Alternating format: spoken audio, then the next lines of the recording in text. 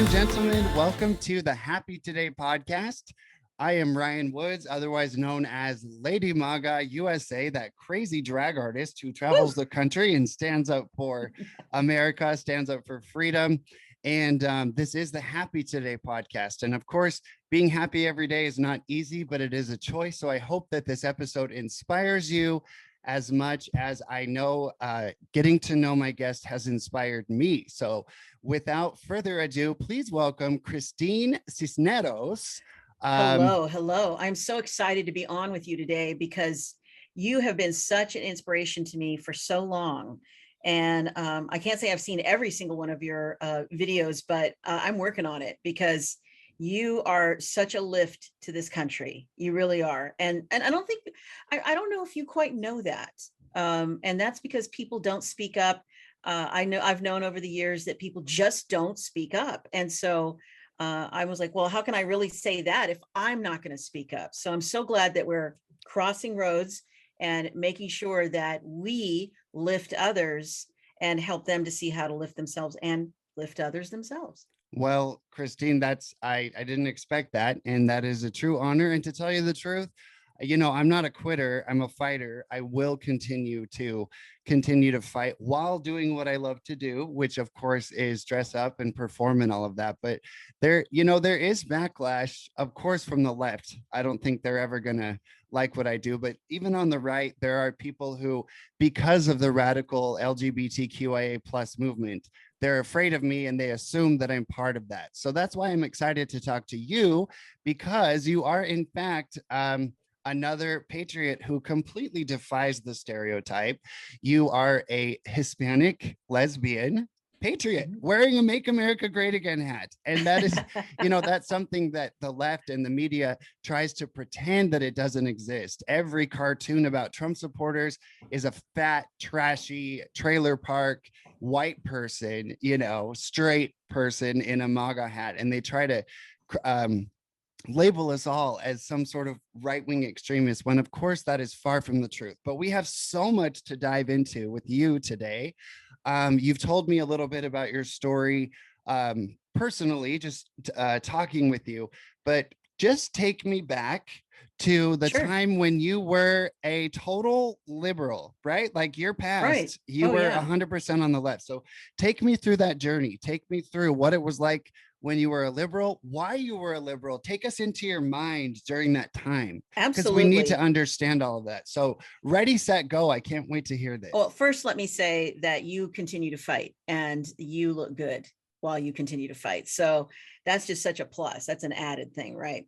And you're right. People don't think people like us exist. They want to portray us in the Mockingbird media and in all of the facets that are responsible for some of the mind control of our country and the removal of the places that we look to as memories of our country. But I think to get into what happened with me, how I was a liberal, what occurred with that, I grew up as a Jehovah's Witness. And when I left that religion at age 17, it was because I was gay. I mean, it was pretty clear cut, like I'm gay. And so there you go. The best thing I can do is break up with you, right? So same with me. I grew up Mormon, so we have that in common. And the main reason I left the Mormon church was also because I'm gay. But yeah, continue. Exactly. And so that led me to further explorations of, well, if this isn't what I thought it was, then what else isn't? And it was like a drip process. It went on for a long time. I lived on Capitol Hill, like 3 blocks away from where Chaz was. I lived up there for 15 years, dated people, had friends, had parties. So so everybody knows, you are from Seattle. Yes, Seattle, Washington. One of the ground zeros of the of the leftist takeover of America. So you lived on Capitol Hill, not in DC, but in Seattle. Seattle, Washington. And I don't know if there's an EpiPen big enough if something does occur. It's like, I don't know if I'll make it out alive. None of us does, but I don't, I'm not sure how much longer I will live in Seattle, but most of my life has been in Seattle, Washington. We moved here when I was 7 from Texas. And, ironically thinking about Texas again. However, so I lived on Capitol Hill, and and all of the things that that went on there, and the ways in which a lot of my friends and I, I thought, well, I have to be a liberal. I have to be a Democrat because I'm gay, I'm Hispanic, I'm female. I'm all the things that sort of check the boxes and do that. In fact, there's a newspaper in Seattle called The Stranger. And every year, because none of us knew anything really about politics except that we were liberals, they would have a cheat sheet in The Stranger that you would just see how they wanted you to vote, and you would just copy it onto the ballot. I mean, this is exactly what would occur every single year. Well, one year they had a gay parade that I went to, and there was a tent there. And the tent was set up to test you, to see whether you were more liberal or were you more conservative. And when I came out of that tent, what was interesting is, even though I mentally identified as a liberal Democrat, I came out with a score that said I was more conservative. And it just really made me angry. Like, I'm like, wait a minute, that can't be. I mean, conservatives are people that want to ruin the country. They want to get rid of culture. They want to get rid of people's right to have the lives that they want to live. All these things that we were fed for so long were part of what I thought I had to be. And so that began that process. But it wasn't until 2008 when my partner and I, who've been together since 2000, so almost 22 years, we voted for Obama in the first election. And right after we did that, we both felt sick to our stomachs, like we had done something really atrocious, but we didn't know what it was. Well, what it was it's is we because didn't know you anything did. about Obama. It's because you did do something atrocious. We did. Barack Hussein Obama was, oh my goodness. You Millhouse. did yeah, I'm glad you felt guilty, because that was yeah, it was a bad thing to do. But we did it with the information that we had available to us. But then the 2008 crash started to, well up and happen. And I was in the car a lot of the time for work. And I started to tune into AM radio. I'm like, I'm going to start listening to some AM radio. That sounds interesting. And the first person I heard on AM radio was Laura Ingraham. And at the time, I thought, that white blankety blank woman, doesn't know what she's talking about. She doesn't know. I'm in the strug, man. I'm a minority. I'm a triple minority, and all this stuff. And what a traitor to women everywhere. And then I just, out of curiosity and anger, I just kept listening. And I'm like, man, she's right about that. She's actually right about that. I'm tired of paying taxes for people that don't want to do anything. I'm tired of having to understand why everybody else can get what they want, but I'm supposed to just keep on trucking and never see the fruits of my labor. And my taxes are at 43%. Why is that? Why is that happening? And so all of the things she would bring up, regardless of what I identified for her as her political identity politics, started to make sense to me. And then she would mention Mark Levin. So I started listening to Mark Levin. And then I started listening to Dan Bongino and Rush Limbaugh. Now, mind you, I knew who Rush Limbaugh was, but I didn't know anything about him. And so I just always dismissed him as, right-wing, Christian, extremist, whatever. And to the liberal community in Seattle, particularly, right-wing people or conservative people are just as as way out there as jihadists. I mean, we really are treated that way in our own country. They're literally labeling us right now, trying to portray us as terrorists. They've used the word they're saying the word patriot is a red flag for terrorism. And of course, they're trying to compare January 6th to 9/11. George W. Crappy Bush did that. So I want a little alarm is going off in my head.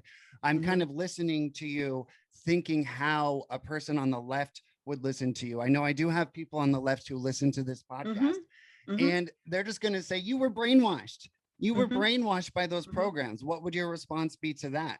Well, my response to any brainwashing, because I grew up in brainwashing, is that I'm very, I have my little, spidey senses are refined about brainwashing, which is why I never listened to those people in the first place, because I was brainwashed to not listen to them. But once some things made sense, and I don't mean like even in a macro way, like in the country at large, at first they were talking about things that were directly affecting my life every single day, and the life of my partner and the life of my family. And so I didn't have to accept what they were saying just because they were saying it. I actually heard what they said, and it matched with everything that I was going through on a micro level. And so I think that began the process. And don't get me wrong, I don't think that the Republican Party at this point is a great party. I think that Oh, they've honey, allowed, no, no, they're not doing anything. I no, mean, the and they've border allowed, crisis, yeah, the silencing of free speech, they talk. And my right, theory is they go behind closed doors and they're besties with the elitists on the left. We sure. definitely have a rhino party, and I'm sure that's why you loved Donald Trump and why you're wearing Absolutely. that And hat. this lesbian did not love Donald Trump at first. I was like, well, I like him as a businessman, but I don't know what he's going to be like as a president. And I'm like, I'm going to vote for him because, Hillary's the devil. But what do I do? Like, how, what if he's not a good man in office? And it wasn't that long, but I fell in love with him. I'm like, this man he loves his country. And furthermore, he loves capitalism, and he loves how that is the most equal system on the planet. Because people don't talk about the fact that communism has killed 330 million people throughout its history. People don't talk about the fact that, it just didn't work out this time in Venezuela. Maybe it'll work in Australia. Maybe it'll work in, and it never works. And the excuse is, well, this time, baby, I won't do it to you. But then they do. And so, this whole thing about the patriots on January 6th, the Capitol, all that stuff. Oh, that's a sort of a 9/11 situation. I'll tell you what the real 9/11 situation is. You want to know what the real one is? The real one is leaving 13 service members behind in Kabul, and all those Americans that are being hunted now, and that no one is talking about. The Del Rio, all of these things are mini 9/11s that are occurring in our country that are absolutely going to attack the political and the country's immune system that we have. Because we've in 6 months or 8 months, what is it, 9 months now, we've had so many dings from this so-called administration that's in right now We've lost our illegally country. there. I mean, they used COVID to usher in a new level of brainwashing, conditioning us to live in fear and view our fellow citizens as dangerous. So it sounds right. like with you, it was gradual. This is what's so funny. I have a lot of friends on the left still, some who are still my friends. And if ever you have a conversation about something without mentioning Trump or without mentioning the word conservative, they agree with every single thing that you say, because conservatism at its core is based on logic and fairness and facts. And so it sounds like you would have been a conservative long before if you hadn't been told, you're Hispanic, you're lesbian, you're a woman, you have to be a Democrat. I have to sort of interrupt a little bit there. I think I would have been a conservative fast, or realized I was more conservative faster, if I didn't fear losing my friends. And what's interesting about what you say, that you have lefty friends, so do I. Okay. The deal is, what's really strange is that it is a strained relationship with most of them. And what I'd say is that conservatives, by and large, I'm not saying every conservative, people are people wherever you go, but we tend to have a better chance of having friendships with lefty liberal people than lefty liberal people will have with us. And even if you don't talk about these things, even if you don't mention Trump, there's still that strain there. And that's something that I know you and I both work very hard to address and make different in this country, because the last thing we need is more division. For all of the diversity that we've been that has been, taught to us, oh, the LGBTQIA thing, all of those things are there, and they're supposed to be diverse. But really what they've turned into are instruments of division.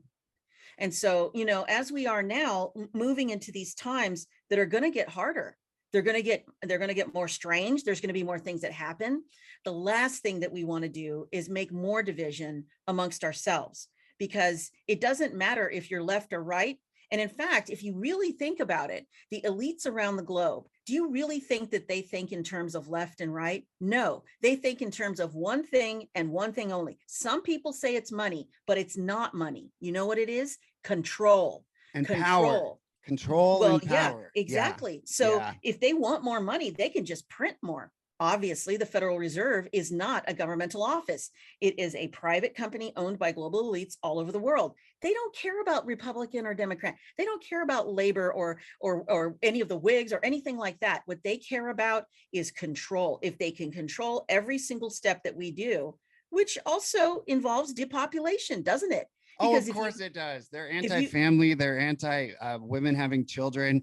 they're pushing the transgender narrative. And of course, they've been open about this. The global elitists, Exactly. whether it's Bill Gates or any of these people, they've been very open. The World Health Organization, very open Yeah, that very open. population Mhm. is the enemy. I love that you brought up the elite, because I Mhm. recently did a podcast with a girl who gave me the best analogy ever to understand this. So she said, if you take red ants and black ants Mhm. and slowly put them into a jar together, they will mingle, they'll crawl over one another, and they'll sort of just set up their little, their little sides and live. But if you shake that jar, they will fight until the death. So when we talk about people on the left, or Black Lives Matter versus MAGA, or conservatives versus people on the left, we're falling into their trap, because we're saying, oh my gosh, red ants, black ants, conservative, liberal, and we're fighting, but we're not asking who is shaking that jar. Yeah, Who is deciding how exactly. and when they're going to shake that jar? And that's what Mhm. people on the left and people on the right don't realize when we get down into the nitty gritty. And of course, Joe Biden, I don't know if you'll agree with me on this, but I don't think Afghanistan or the border right now, with the open border, I don't think these are a so-called crisis. I think it's all orchestrated, and there is no such thing as a crisis. A crisis is something unexpected. They deliberately left Afghanistan and left Americans behind, because now No, I China has absolutely agree with access you. to the precious metals, and the Right. border. I guarantee they're shipping people, paying for them, but it's not necessarily our government. It's the global elitists, of Right. course, And I led agree by with you George about that. Soros. Right. Yes, and others, but yes, Yeah. I think that you're absolutely right about that. And in fact, when I talked to someone, they said, "Oh, it was a mistake." It wasn't a mistake.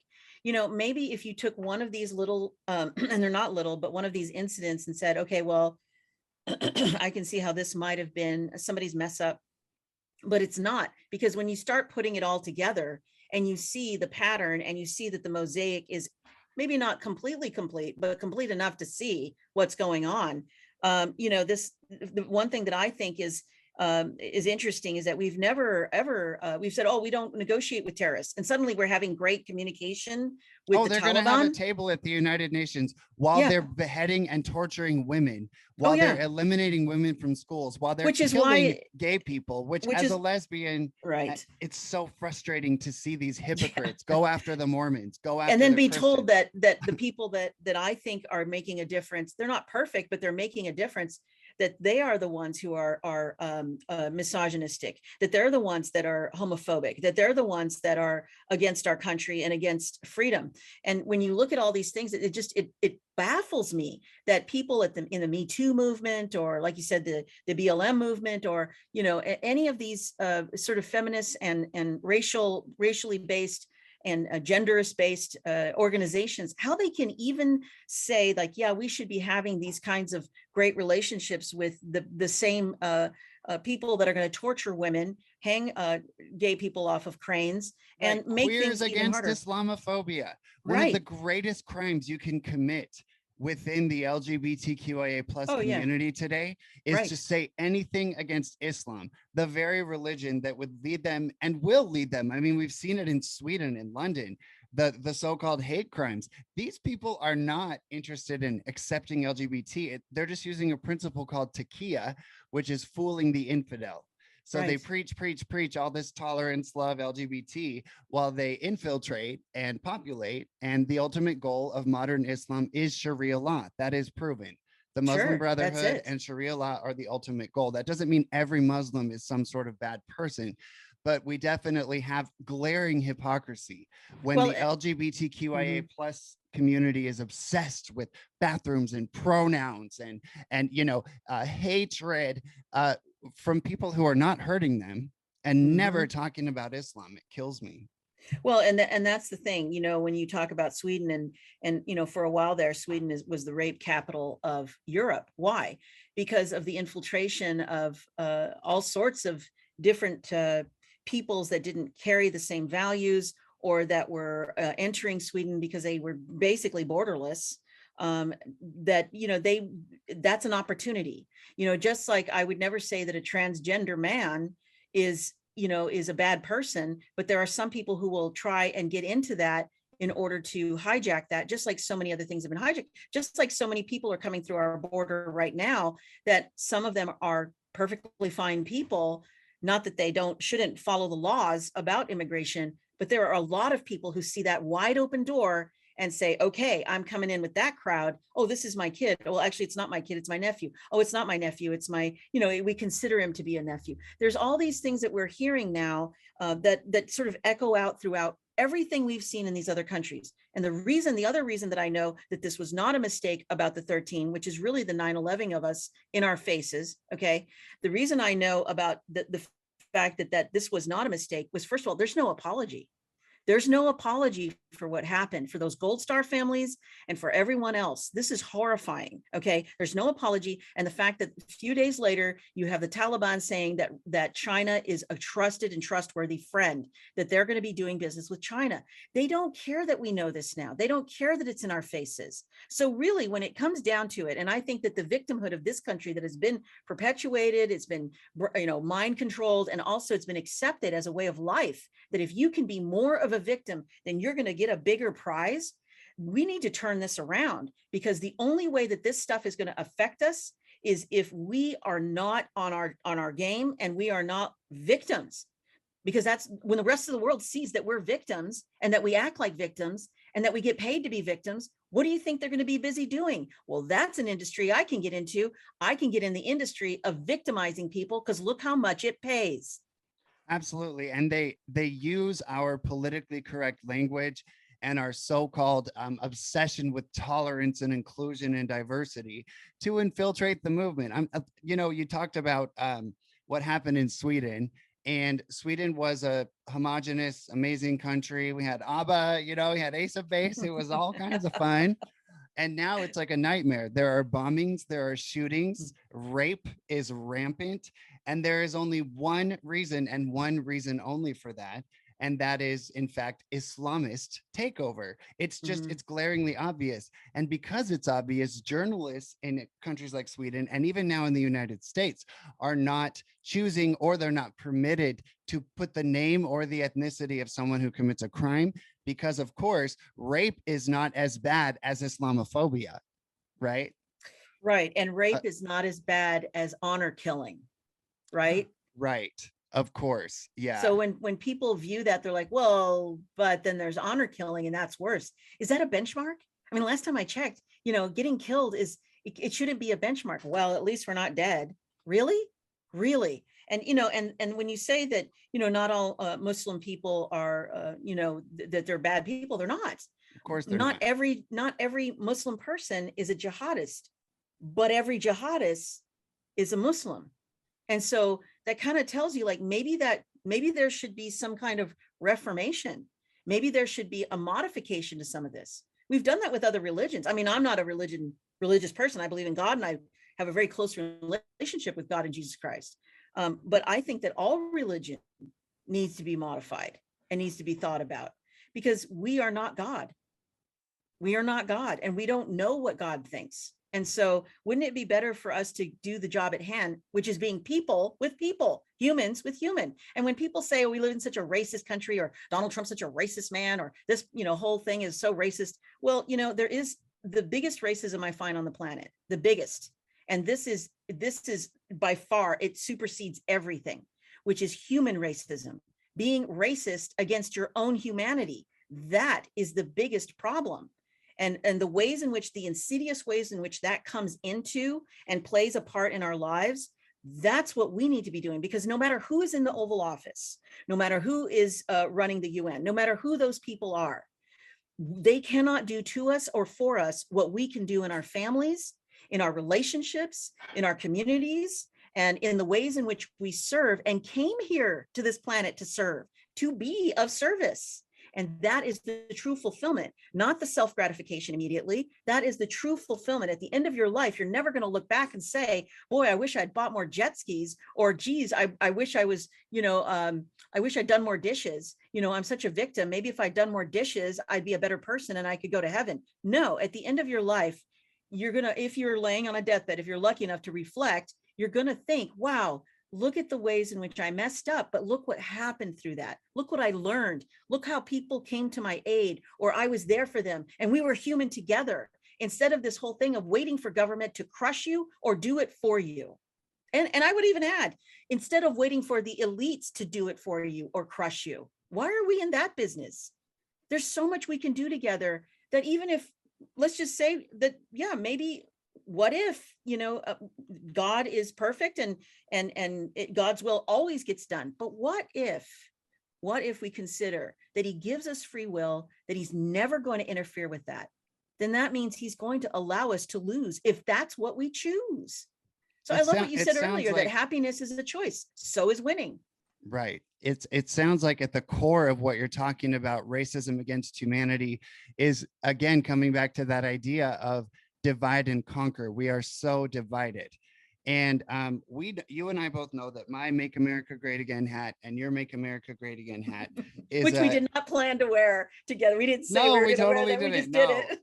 I love this hat. I always wear it. And darn it, I put a bow on it because I get so sick. Let's talk a little bit about the conservative movement and the idea of a big tent.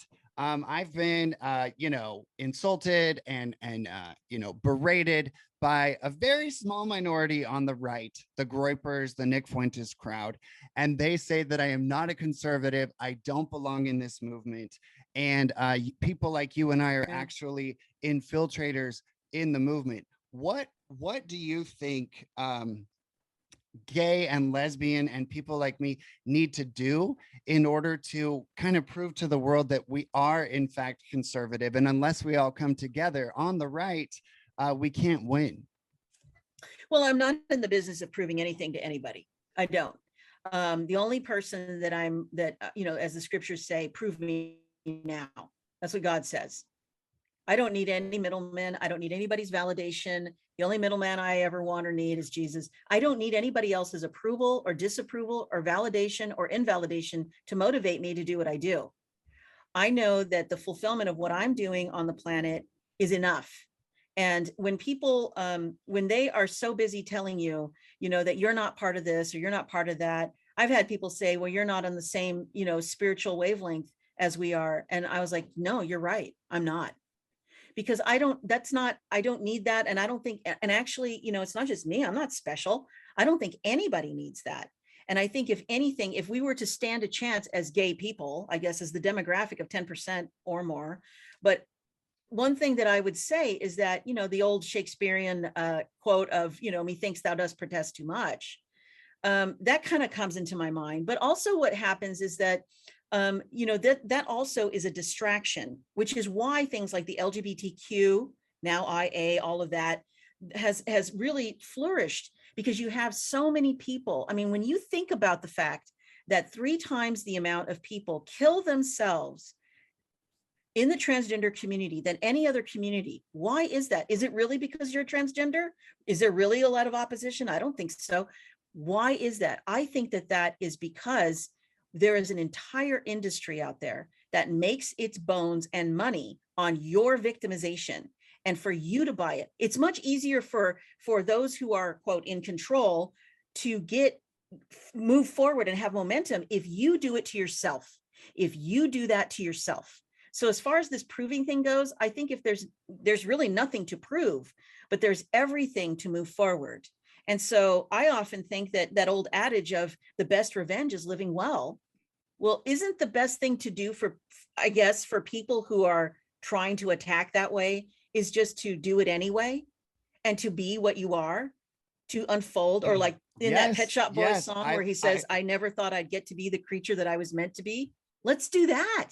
I love everything you said is spoken like a true individualist, which is the foundation of America, individualism.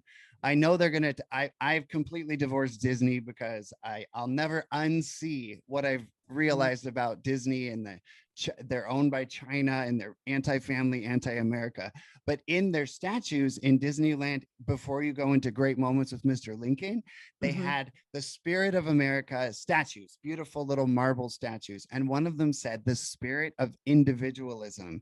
So you're right. If we spend our lives trying to please one group or the other, then we're missing out on the opportunity to just be authentically yourself and to be happy. That being said, I think that people like you and I do need to show the world that we are not all about sex. We are not about indoctrination, and we don't want to dominate other people or eliminate their freedoms or their families or their faith simply because we're different and we're gay. It's kind of like in my family, we have an adopted African family member.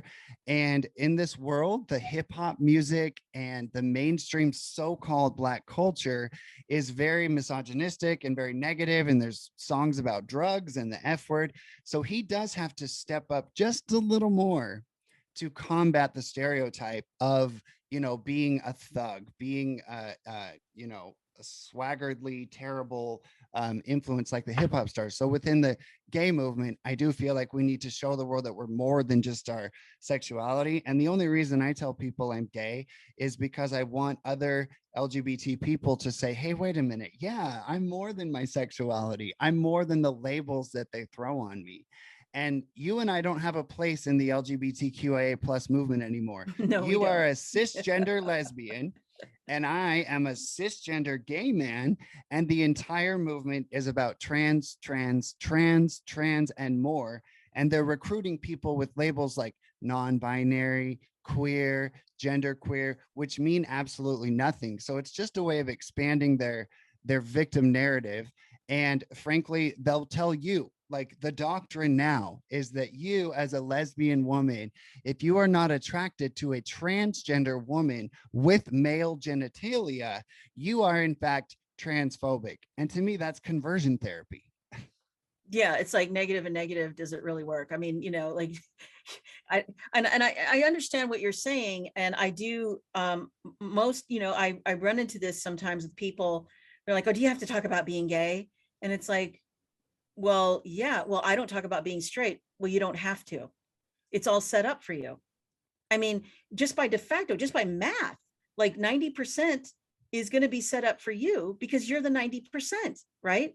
And I remember once I talked to Rush and I told him, like I'm a gay, I'm a gay woman, Hispanic. Wait a minute, back up. You talked to Rush Limbaugh. Yeah. When and how? Wait, also tell people ago. you were a radio host. So let's just back up. I want to get to Rush. Yeah. But you are a radio host. Talk about your journey as a radio host and tell us the latest on what has happened with that career. Oh yeah, so I've been on the air terrestrial radio for almost 11 years. And I walked out of the station last September because of the mask issue. And I got back on in July. On July 4th was my first show back. But I always wanted to have a radio show. I always wanted to have a talk show. I DJ'd in Seattle for 20 years. So I have a gigantic, it fills an entire room full of LPs. And what I use in my bumper music is all the music I edit to come in and out to underscore what I'm saying. And originally I wanted to have a political show, but I was very intimidated because I thought I don't know enough to get on the air and say things, but I want to say things because I was really like in that moment of like just getting red pilled and I wanted to share with the world. So I did it anyway. And the reason I did it anyway was because I knew things that were happening in my life that were changing because of what I knew. And I knew that there must be other people out there that have some similar issues that might benefit from what I'm saying. And so when you ask, like when you talk about, how we are to be some example for the gay community, as we say gay community or gay people, I say, yes, we are.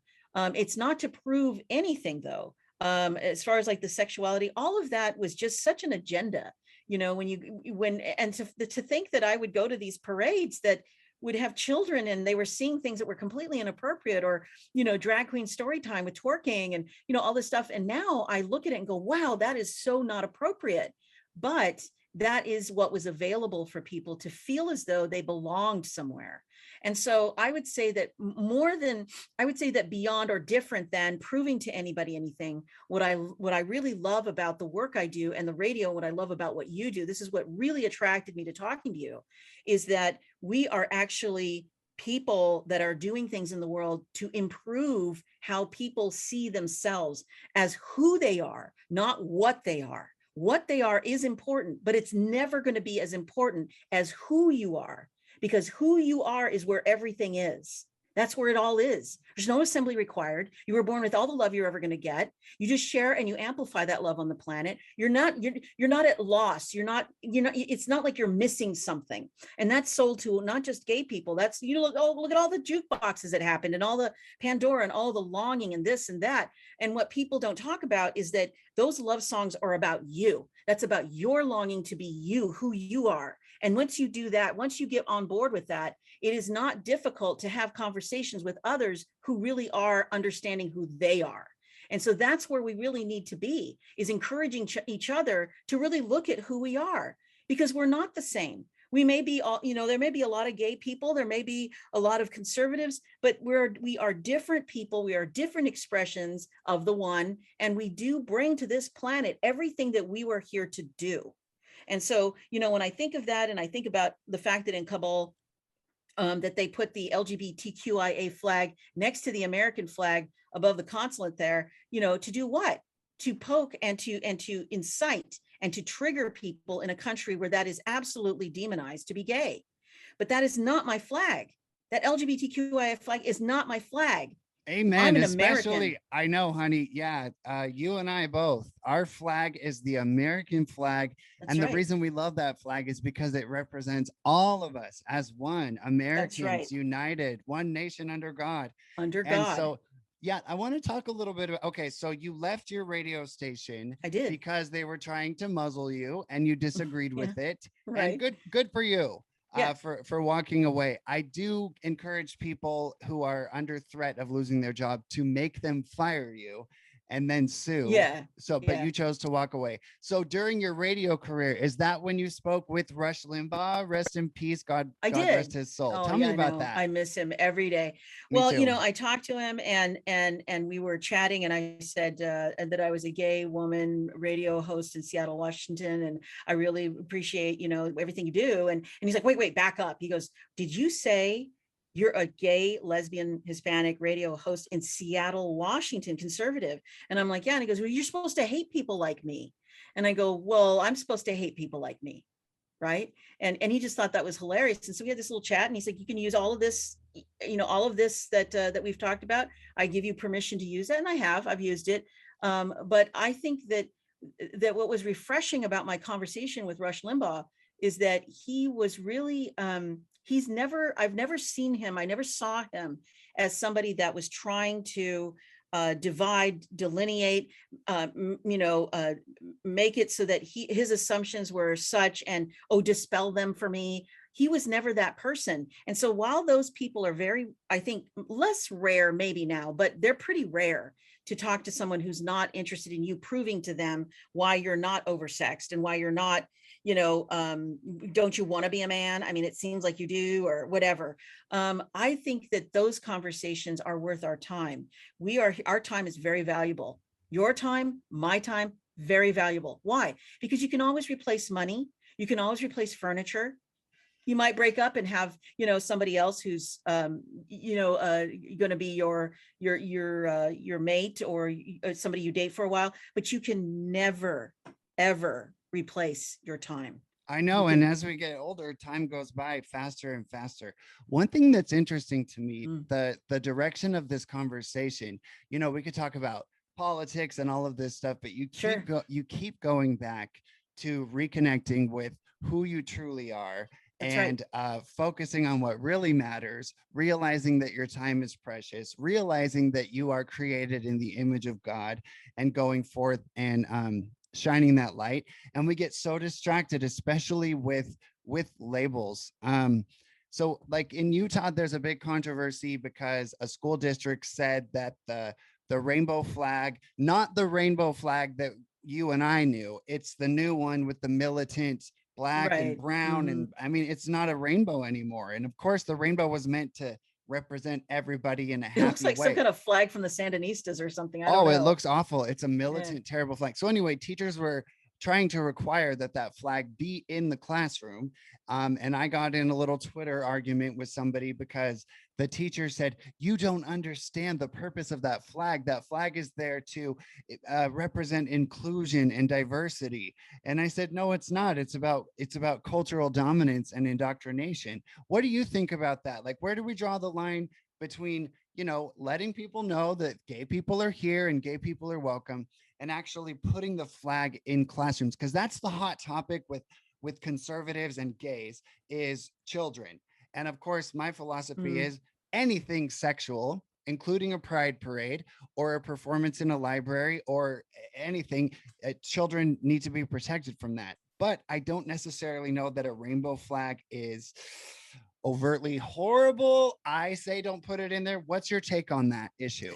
Well, I think that it would be very refreshing and I think necessary for us to get back to a time when our classrooms were apolitical in a big way, at least to the point where, you know, that some parents are conservatives or Republicans, you know, some parents are lefty liberals, but it should not come into the classroom where we're all united to teach children. They are not adults, they are children, and they can't negotiate like adults.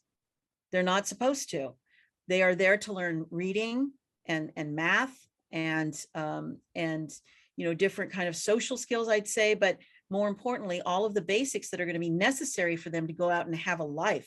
I think a lot of these distractions of the LGBTQIA flags or even the rainbow flags or all of that is taxpayer money paying for something that isn't about education.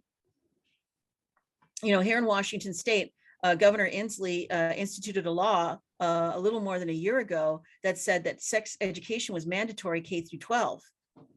And there kindergartner, we're talking 5-year-olds. We Yeah. are talking about 5-year-olds who don't even know how to blow their nose yet. That's right. I mean, Don't they know who they are yet. They barely know how to wash their hands Yeah. when they go to the bathroom. Why should we be teaching them about sexuality? Literally, Exactly. hold on. He said K through 12, sex K through 12. education. Now, what does he Mandatory. mean by mandatory? Did Not that pass? not an It's option. happening? Yeah.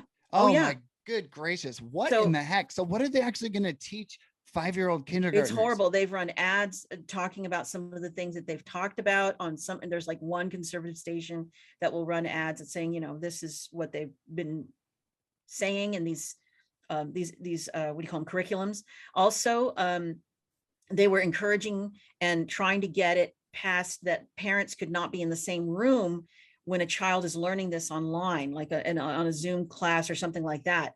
So this is, you said it earlier, that this is all about the breakdown of the fabric of family. You know, why do you think that the emasculation of men in this country has been so widespread? Why? Why are we saying masculine toxicity? Why are we using those terms, and why are we making it so that men are demonized for their nature? Why? Because they are typically the ones, their nature is to protect the family. Once the family is not protected, that is another border that's open. And so then you have women and children and all these things that are happening. You know, I mean, we could go on and on about the Planned Parenthood stuff, you know, where during the time when that was the advent of that, when the abortions were not voluntary, they were involuntary initially. Okay. And you had the systemic integration of welfare that began then, and that sort of replaced the male because of the income. So you had a 26% single Black mother situation that was happening predominantly as an average in the 60s. And now it's like at an 87%. So did that work? And it's incentivized. It is Absolutely. an actual Absolutely. attack on the family. Now every women's march is abortion. I know, absolutely. They celebrate it. I mean, we've all seen the viral videos of people bragging about it and celebrating it. I'm actually in Nevada visiting family right now, and we have somebody pregnant with twins, and I've seen the beautiful monogram. I don't know what they're called. You know, the little the sonogram. Yeah. And they're really amazing today. Oh, yeah. You can see their little face. You can see what they look like. Totally. You can just see the little twins in there. And so I am absolutely pro-life. But let me play devil's advocate for a second with you about the family, because this one, because you know, you're a lesbian, and you just being a lesbian, you can't procreate. Neither can I as a gay person. And so a lot of people, out there on the conservative side say, well, your very existence is anti-family. I defend the traditional family because I do believe it's the backbone of society. And Yeah, it's because where we're all from, isn't it? right. And because gay people are a minority, there is Mhm. no need to deny the importance of the traditional heterosexual family. Does that make sense? Yeah, I don't have any, there's no, stones in my pocket about the heterosexual family. It's where I'm from. It's where everybody's from. Right. I And mean, that's why you I don't have defend two it. women that are gonna make a baby. That doesn't happen.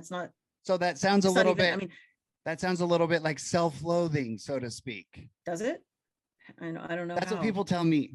They tell me, oh, you're out there standing up for the Mormons, standing up for the Christians, defending the traditional family. And they say that's because you hate yourself. Hold on I one just second. believe, Hold on okay. one second. Did you get it done? Thank you, sir. That was the plumber. So basically I don't believe that my existence and my freedom to live my life as I choose and your freedom to live your life as you choose is a threat to masculinity. And they always talk about people do fear me because I'm a drag artist and if there's a bow on my hat, I love to sparkle. But I don't view any of my artistic choices or any of that as being less masculine. In fact, I view myself as more of an alpha man than 90% of conservative men out there who are just drinking beer, doing nothing, saying nothing, risking nothing, avoiding conflict. So the emasculation of men. When we look at what's happening and they degrade, Sean Connery, who's my Oh yeah, ultimate right. dream. Now it's coming out that his version of James Bond was basically a rapist. And because so the attack on traditional masculinity, I think, as you said, is a deliberate effort to undermine the traditional family and destroy the family unit. And even within gay families, because there are gay families out there like yours, there is a movement to discourage monogamy, to discourage Yeah, healthy sexual decisions and morality. Anything sure. goes. Polyamorous, just go out and do as thou wilt. Just go out Hmm. and live a completely bad life. So I'm glad you kind of clarified that. I guess you and I can conclude that our existence doesn't negate the importance of the traditional Well, I family out think that there. if one were to make that argument that we are denigrating the traditional family, um, that that would be an admission that we are more powerful than we are. I mean, wouldn't it? That we have Well, more control. they are the LGBTQIA plus radicalized movement with their millions, actually billions of dollars across the Sure, globe to destroy the traditional family. They are powerful. Hello. sure. I mean, Yes, I see what you're so saying. that's why people fear us. But I just feel Mhm. like there wouldn't be. I think the modern LGBTQIA plus XYZ movement is actually creating homophobia. It's making Right, people fear people like you and I because sure. they've gone so far. And quite frankly, that slope is going to continue to descend. They Right. are out of control. So that's why people like you and I stepped away. But I got to ask you a couple questions. Sure.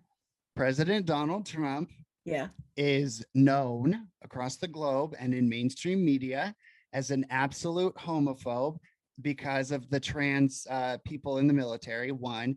And two, he's known as an absolute racist because of his stance on immigration. So tell me why somebody like you would support Donald Trump when everybody says he's a homophobe and he's a racist. As a lesbian Hispanic, oh, he's also a misogynist. Don't forget that too. Oh, right. I forgot. So let's start with the military thing and the transphobe and all that stuff. I guess I'm a transphobe too, by de facto or by definition of that, because I do not believe in our taxpayer dollars going for insurance of our military to get transition operations, to go through transition in an operation. I don't believe in that. I shouldn't pay for that. I shouldn't pay for abortions. I shouldn't pay for people who have heroin problems when we have programs, here in Seattle that will help you and all across the country. Why should I pay for new programs? Why should I pay for your self-victimization? Right. Well, the heroin thing, getting people with heroin, that's like an actual medical problem that hurts society. I always just tell people transgender procedures are elective. They are elective surgeries. They are not required for medical health to continue living. And so they're elective. And if they say, But oh, there's already things in place. I mean, well, we don't need new things. Nobody right. needs to get new funding or anything. We don't need new immigration laws. Like Thomas Sowell says, that we have perfectly fine immigration laws. It's whoever it is that decides that we're not going to use them. I mean, so this whole thing of that it doesn't always come down to money, but when it does affect the taxpayers, because if you do go through transition, you are going to incur more medical bills. You are, just by making that decision medical bills. to do that. I mean, and and you're going to shave years off your life. Mm-hmm. Exactly. And the process of going through it, I'm friends with numerous really conservative adult transgender people, and they're the first ones to say this is an emotionally and physically traumatizing process. And they always just sweep that under the rug and act like it's not a huge deal. So if you're in the military and your main goal is to go out and be able to kill bad guys, is that the time and place for that? So you answered that. Now, with the immigration thing, as a Hispanic woman, why would you support Donald Trump? On immigration, I think that it's very clear. Like, if you can't take care of the boat and it sinks, how are you going to help anybody else? And if we are so against some of these things in our own country, if I can't fly with more than 3 ounces or whatever in a bottle, and I've got to go through all these checks to get through the TSA for safety, I guess, ostensibly for safety, then why is it that people can pour across the border maskless, not vaccinated? Not that I'm for the vaccine, I'm not, but I think it should be your choice. But mandated vaccinations, absolutely not. It's against your constitutional rights. But here we have these people pouring in and bringing, and if you let's say you go to another country, you have to get vaccinated. Like if you go to some parts of Africa or Asia or whatever, like that, if you don't, you're going to catch something that's there that people have already built up natural immunity to. So this whole thing of Donald Trump, even the idea that he's a racist, is ridiculous. However, I will say this, and this may be a little controversial for everyone. Not that I'm not controversial. We love controversy. Let's keep it salty, honey. Yeah, let's keep it salty. In this country, as of now, last time I checked 10 minutes ago, that we still have the right to express what we want. For instance, you have pastors that are saying homos are going to hell. They have every right to say that. You have KKK people that are doing what they're doing. They have every right to say that. Now, does that mean that I support what they're saying? No, but I absolutely support anyone who wants to say something if they're not taking action against anyone that's hurtful or harmful or whatever, or deadly. But with Donald Trump, I do not believe that Donald Trump is a racist. Okay. But even if he were, is that illegal? Is that something that is illegal in our country? No, it isn't. It isn't. I would say what is illegal, though, are people that call things that are not racism, racism. And then there are retributions for that, and people lose jobs, people lose livelihoods, people lose family members, people kill themselves. I had an 8-year career in the airline industry, and they fired me for alleged racism. Okay, so I'm gathering that, like me, you are a free speech absolutist. Absolute. And if I weighed less, and if I was younger, I'd be in the military to defend to the death the right for people to say what they want. But I do not believe that our president, because he is our president, he won. All right. Just because they lied doesn't mean that he didn't win. But I do not believe that he is a racist. I have never seen evidence of that.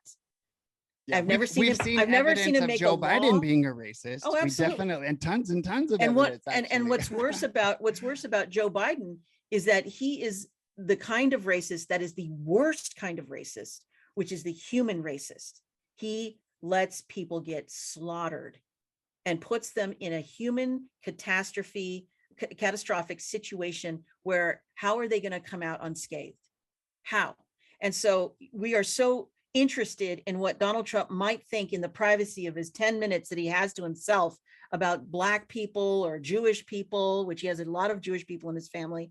Oh, Donald Trump loves everybody. If you he watch loves all everyone. the videos Yeah. at his speeches, bringing people up on stage, who Hispanics actually and did Black something people, about and Israel?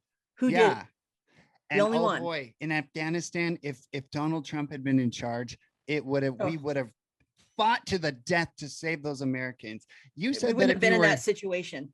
no, of course we wouldn't have. No, Nope. it would have been Right. cake, but that's why it was not a mistake. It was deliberate on Absolutely. because the Biden administration is beholden to China. But you said something that I also believe, and you said if you were younger, you would join the military and fight and die to defend free speech.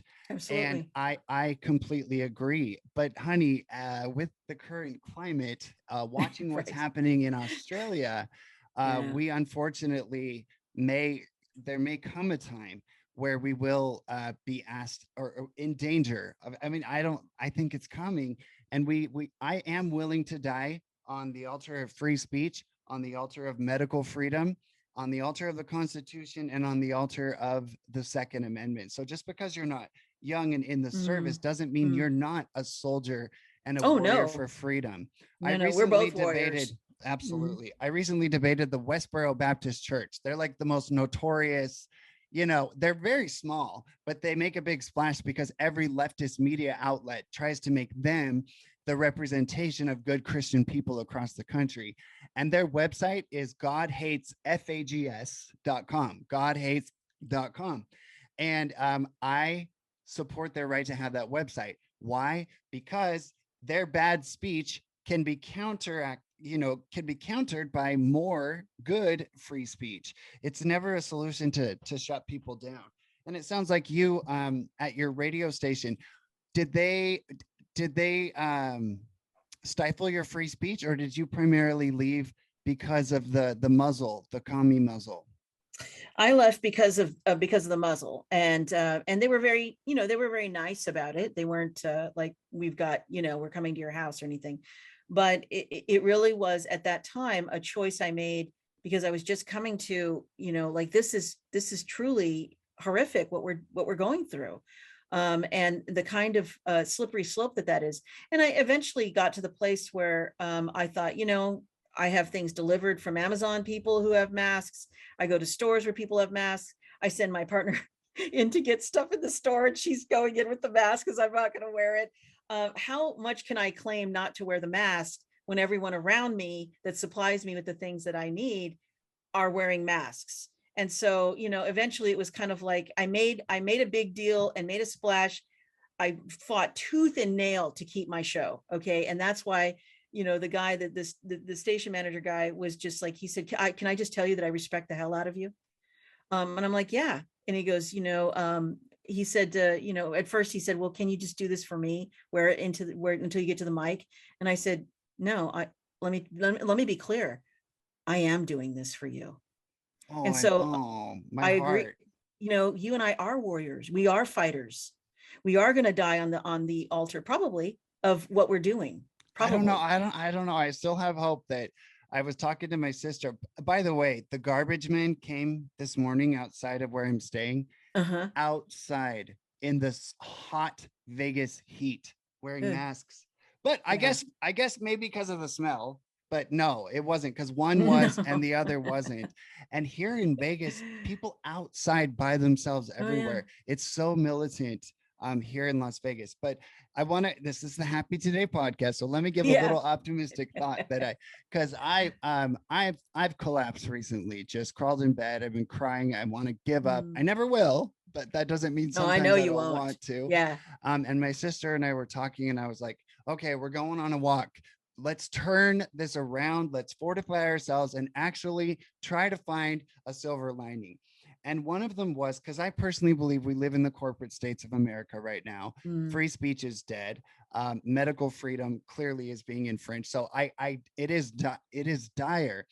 And of course, throughout history, if you look at the Holocaust, the words "für ihre Sicherheit" were everywhere, for your safety. If you look at the Mhm. USSR, if you look at any China, any mass death and destruction that was caused by first socialism, which always morphs into communism, that pattern says it's going to happen here.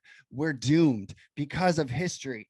But think about this: those countries did not have 200 years of the exemplary United States as a part of world history at that time. Right. And we do. That's And right. so there's no denying that our revolution and our decline into socialism is very different than those other countries because, first of all, they weren't primarily Christian countries, and Mhm. they didn't have an example of freedom the way we do. There was no 200 years of Mm. Mhm. America and everything else. Yeah. So I don't think that's going to completely die. So I don't know if we're going to end up in camps or end up shot, because there are millions and millions of people just like you and me who love this country, and even people on the left who love this country. They view themselves Absolutely. as patriots as well. So in the end, I don't know if we're going to die or get shot. I think we will be silenced more and more unless the rhinos in I office guess, actually do something. yeah, I guess what I meant was that we're going to do this work for the rest of our lives. We're going to Yes. die doing this. And I know that. I don't, after that, I never thought I'd let go of my show. And what it taught me in those 9 months that I wasn't on the air, but I was on YouTube and Rumble and all that. But what it taught me is that I will do this work until I am until I'm dead. Okay. I just don't know where. And we have to accept that. When you think about the book of Revelation, it's called Revelation for a reason. We don't know how this is going to look differently. It is going to be different. All those people who voted, including myself and you, voted for Donald Trump. We are not going to go down without a fight. And I don't think we're going to go down.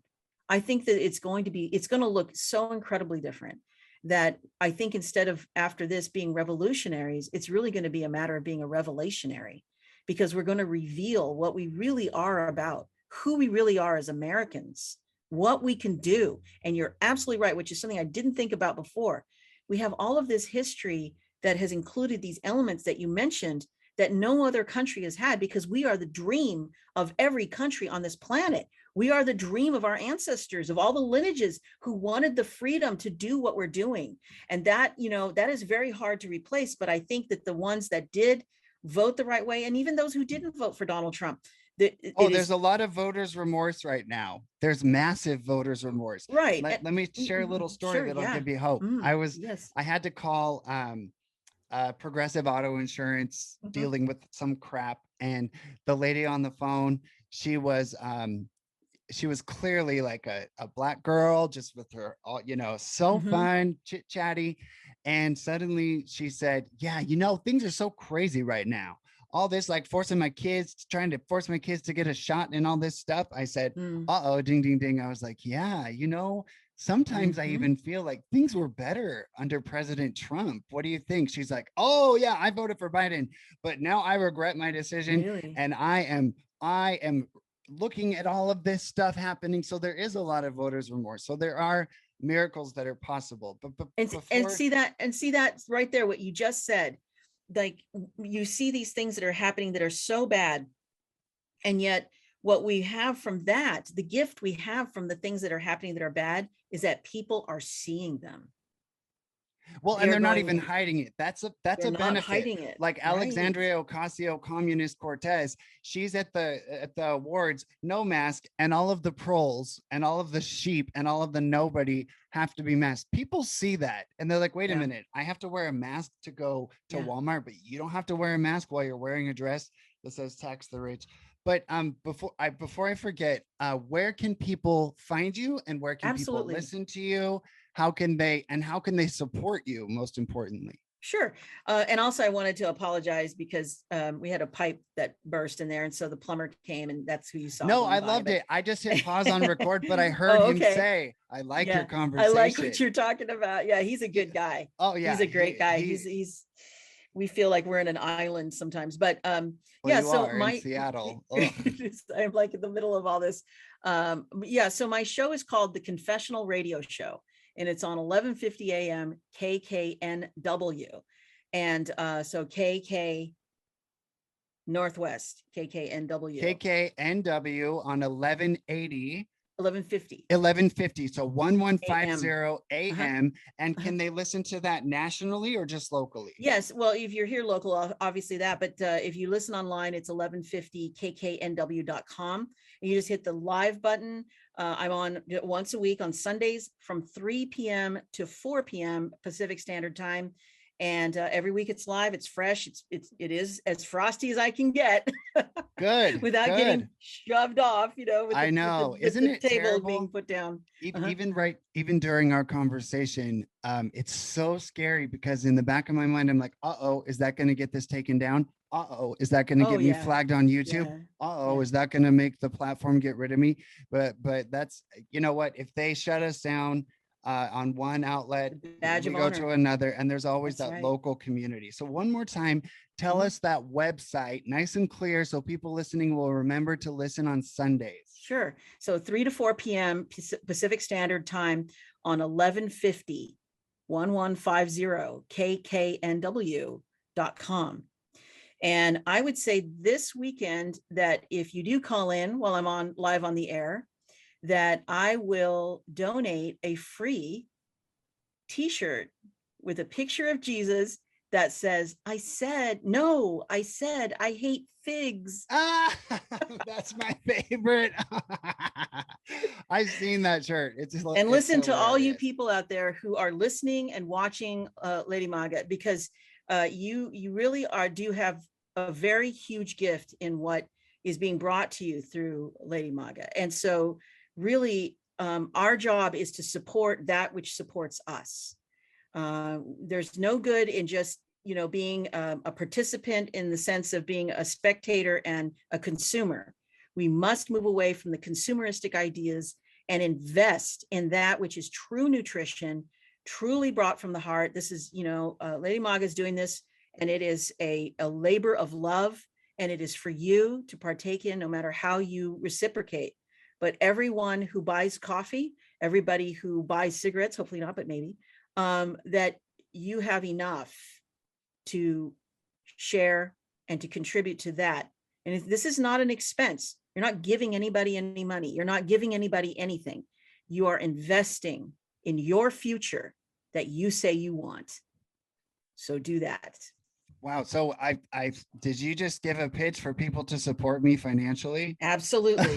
Absolutely. Well, thank you, Christine. By the way, everybody, I did not ask her to do that. That's very sweet. But I will say that I'm scrubbing toilets right now to make ends meet.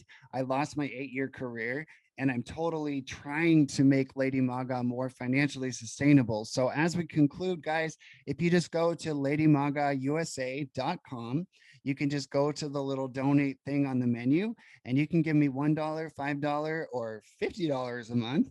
And that will enable me to travel, to go to events, to do this podcast. And of course, the more I can make this financially sustainable, the more time I can dedicate to it. And as I figure out what I'm going to do for my other job, obviously, the more money I can raise, the more time I can spend doing this. So thank you, Christine.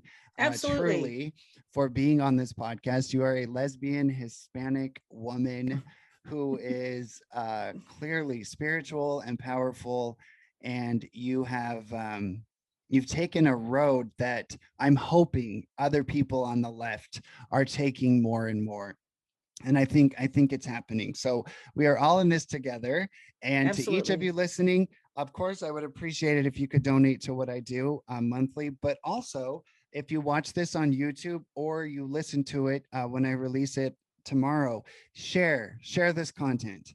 That's one of the things you can do. And if you do have a gay or lesbian or LGBT family member and they feel like you hate them, or they feel that Trump hates them, this is the perfect podcast to share in a very non-confrontational way and just say, hey, this is a lesbian Hispanic woman and a drag artist, gay man having a conversation about what our future looks like. So anyway, and who we are. And who we are. Exactly. That's right. Because because if we can do that, this America thing that we have is a snap. That's right. Well, Christine, it was an honor to talk to you. Yay. I hope to meet you in person Oh, very we will. soon. Yeah, we will. Please know how much your kind words mean to me, because I really have been down in the dumps.